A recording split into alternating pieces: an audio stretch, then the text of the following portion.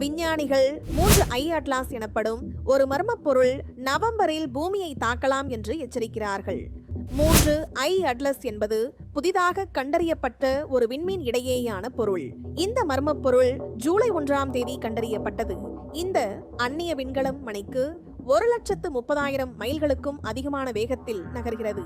இது தோராயமாக 15 மைல் விட்டம் கொண்டது. அதாவது இது மான்ஹாட்டனை விட பெரியது.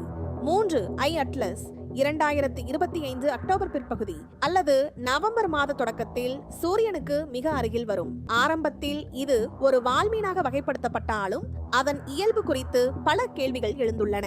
இந்த 3 ஐ அட்லாஸின் மர்மம் குறித்து ஹார்வர்ட் பல்கலைக்கழகத்தின் புகழ்பெற்ற வானியலாளர் பேராசிரியர் ஆவி லோப் ஒரு சர்ச்சைக்குரிய கோட்பாட்டை முன்வைத்துள்ளார். ஒரு இயற்கையான வால்மீன் அல்ல என்றும் அது வேற்று கிரகவாசிகளின் உளவு தொழில்நுட்பமாக இருக்கலாம் என்றும் முன்மொழிகிறார்கள்.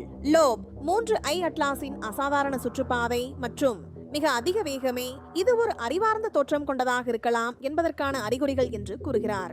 இதன் பாதை வியாழன், செவ்வாய் மற்றும் வீனஸ் கோள்களுக்கு மிக அருகில் செல்கிறது. இது கண்காணிப்பு கருவிகளை பயன்படுத்துவதற்கு ஏற்ற இடம் என்றும் அவர் குறிப்பிடுகிறார். மேலும் நவம்பர் மாத இறுதியில் சூரியனுக்கு மிக அருகில் வரும்போது 3 ஐ அட்லாஸ் பூமியின் பார்வையில் இருந்து தற்காலிகமாக மறைந்துவிடும்.